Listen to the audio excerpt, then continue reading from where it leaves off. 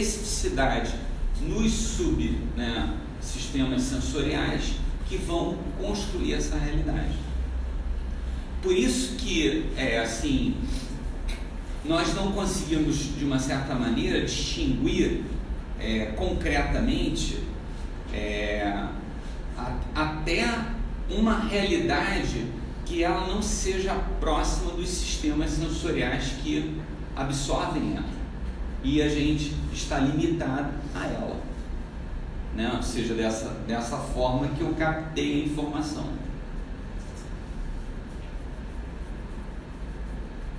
Você que tem uma formação mais não humana, não da área de saúde, pelo que você disse, conseguiu entender o que eu tentei passar, mais ou menos?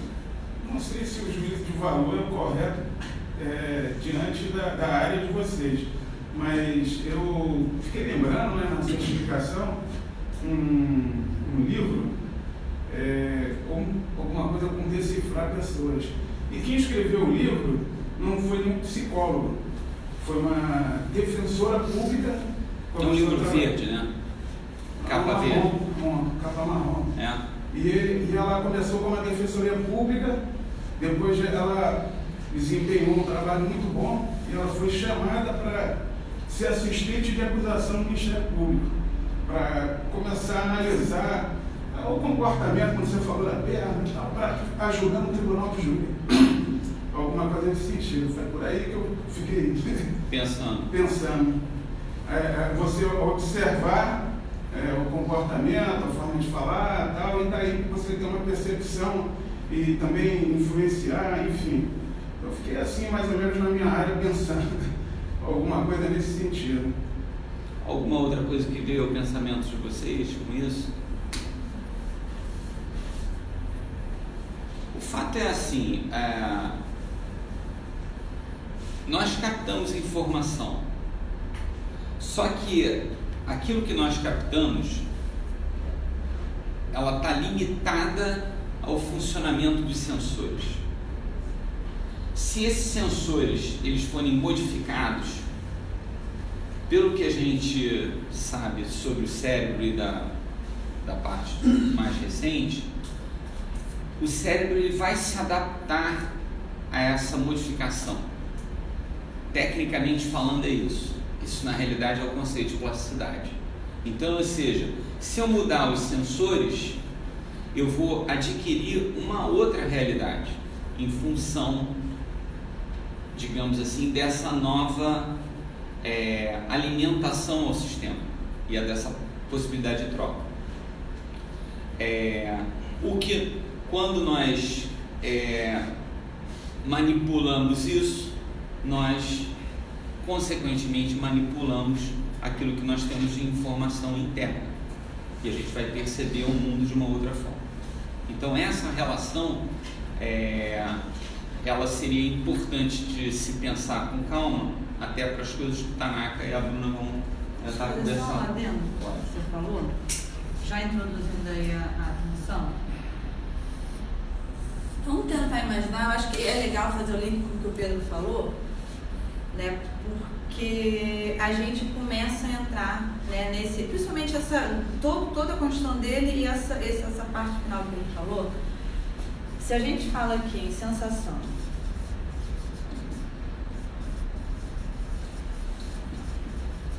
percepção e atenção,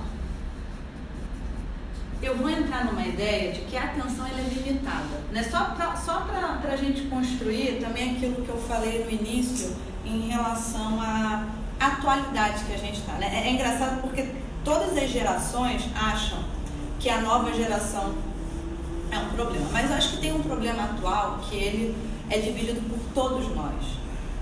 Com certeza, quem já nasce nesse momento, né? Então, se quem tem convivência aqui ou acesso a crianças de até 7, 8 anos, né, até 10 anos, são crianças que têm uma outra velocidade quando comparada à nossa.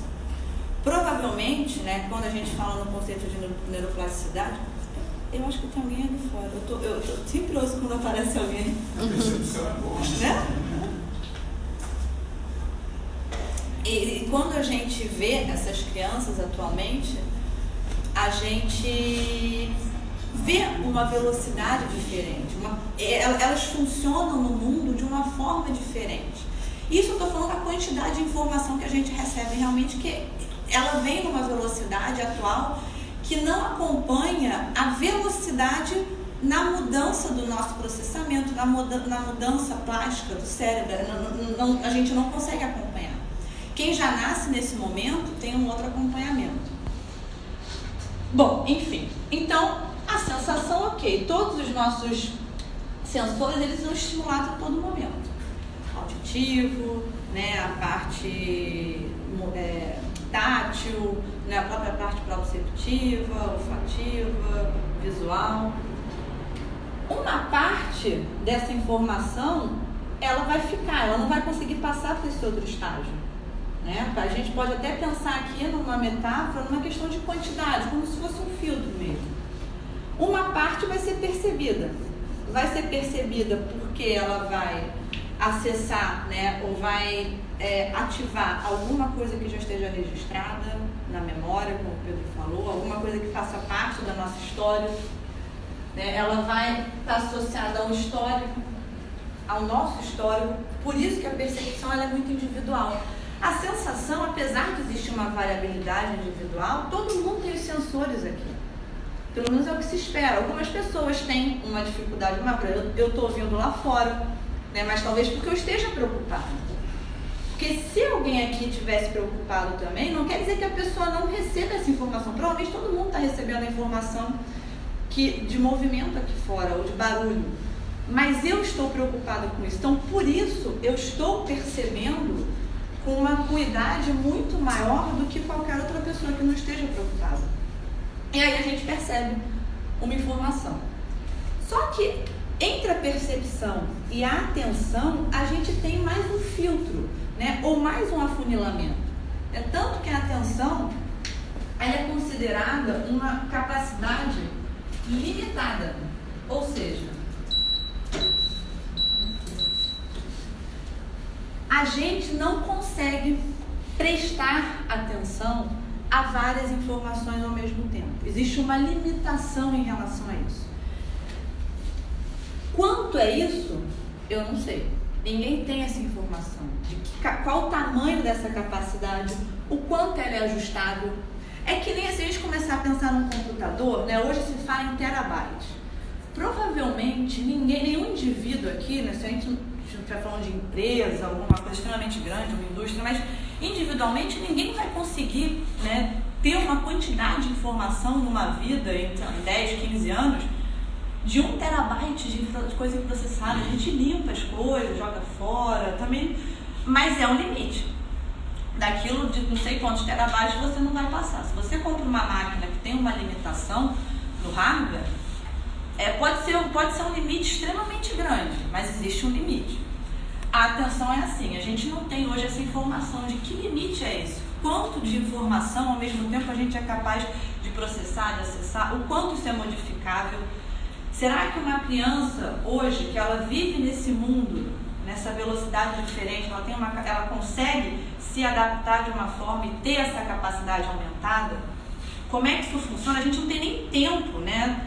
Tempo cronológico mesmo para conseguir investigar isso em termos de estudo, né? É muito novo, é tudo muito novo. Inclusive até porque, né, é importante isso que a Bruna está falando, é que quando ela fala desse afunilamento, esses supostos filtros, eles podem, a gente não tem uma plena certeza de funcionamento desses filtros e como eles funcionam. Se você tem um filtro de primeiro estágio, um filtro de segundo estágio, nem onde eles estão, uma combinação de filtros.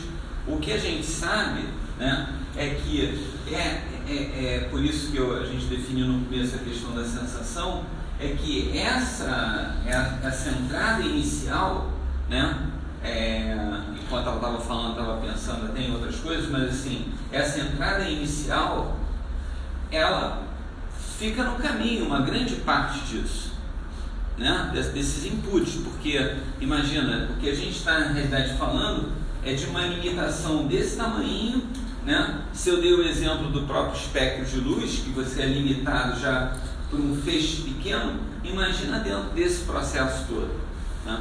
Então, assim, o que a gente acredita é que essa informação ela é perdida, mas conforme ela estava falando, eu me lembrei que outros pensadores, né, pesquisadores, né, o próprio Freud, por exemplo, ele achava que essa informação, de uma certa maneira, ia para o inconsciente, que ele até atribuía lá, né, como se fosse um reduto de informações que a gente, né, concretamente, como é que a gente vai provar que foi para o inconsciente? Não vai ter como provar isso. Então, né, essa sensação, grande parte, ela se perde no caminho, mas ela vai passando, né, pela apreensão até o que a gente vai chamar de foco de atenção, que é uma atenção muito real, né? Uma coisa importante que a Bruna fala aqui é que a atenção, seja que é uma escolha, toda vez que você escolhe duas coisas, por mais que você acredite no contrário, você tem uma perda, porque você tem concorrência. Então, o teu cérebro ele vai ficar sempre dividido. E daí que, digamos assim, muitas das coisas que talvez o Pranaka traga, é que essa sensação de unicidade, ela vai sempre se contrastar e se chocar com a divisão que nós próprios produzimos, de estarmos divididos, separados, né? Então, ou seja, a atenção, ela seria uma grande ferramenta para você conseguir estar centrado num único ponto, ou pelo menos que te ajudasse a centrar num único ponto, porque toda vez que você concorre com coisas, você quebra, na realidade, esse processo. Você compete, uma tarefa sempre vai estar competindo com a outra. Tem um exemplo bem atual dessa competição, né, que todo mundo aqui já deve ter passado por isso, que é quando você liga, né, voltando, eu acho que não tem como a gente não falar da tecnologia, do momento que a gente vive, porque isso nos possibilita uma quantidade de informação extremamente grande. Mas é quando a gente mexe no tablet, ou até no próprio celular, no computador, então abre lá, um navegador com várias abas, né? Você vai pulando de uma aba, então aí você está lendo um artigo, está lendo um texto que tem um link que te manda para outra e você não termina de ler esse texto. E essa concorrência, na verdade, talvez seja uma forma muito concreta e real da atualidade de algo que o nosso sistema sempre teve. Só que como a velocidade e eu posso até falar em obrigação, mas a obrigação que se impunha de ter conhecimento, né, eu acho que não era tão grande, e a gente ultimamente vive muito esse momento, então todo mundo tem que ter conhecimento, todo mundo tem que, né, o Twitter eu acho que expressa exatamente isso, em 140 caracteres você tem que ir falando, né, de segundos e segundos, você vai dando informações diferentes, tudo de uma forma resumida, que não exige muito esforço, e as pessoas elas vão se acostumando a isso. Além disso, além da quantidade de informação, a gente vive atualmente, que não é tão atualmente assim, né? Desde a década de 90, teve um filme, foi na década de 90 ou de 80, se não me engano, chamado Geração Prozac, né? Que isso persiste de uma forma mais intensa, que é eu tenho que estar feliz, eu não posso ter ansiedade, eu não posso ter medo, eu não posso ficar triste, eu não posso ficar angustiado, mas ao mesmo tempo eu sou bombardeado de informações que me levam a esses sentimentos. E eu presto atenção a eles, mas eu fico lutando contra isso o tempo todo. Então é um conjunto de coisas que acabam encontrando uma limitação estrutural, que é uma limitação do nosso organismo. Da mesma forma que a gente não consegue ver a água ficando quente, quando no exemplo do micro-ondas que o Pedro deu, a gente também tem outras limitações físicas, biológicas, que não dá para lutar. Podem ser mudadas com o tempo? Podem ser mudadas, talvez, não sei. Né? O conceito de neuroplasticidade ele justamente existe para isso. Então, o cérebro, né, para quem, enfim, não conhece, né, da área, o conceito de neuroplasticidade, né, quando você fala em plástico, em plasticidade, você pensa justamente em alguma coisa maleável. A neuroplasticidade ela vai justamente dizer que o cérebro ou todo o sistema nervoso, ele tem uma capacidade de mudança, de se moldar ou de se adaptar a situações diferentes. Que é isso é uma verdade atualmente que não é verdade há tanto tempo assim. Né? Até pouco tempo atrás, 20, 30 anos, se acreditava que o cérebro era imutável. Né? E você nascia, ele se construía de uma forma e depois ele não mudava. A gente sabe hoje em dia que não é verdade. Muito pelo contrário. Né? Existe uma ligação direta do indivíduo com o ambiente em que ele está. Então essa comunicação ela vai acontecendo o tempo todo, inclusive produzindo transformações.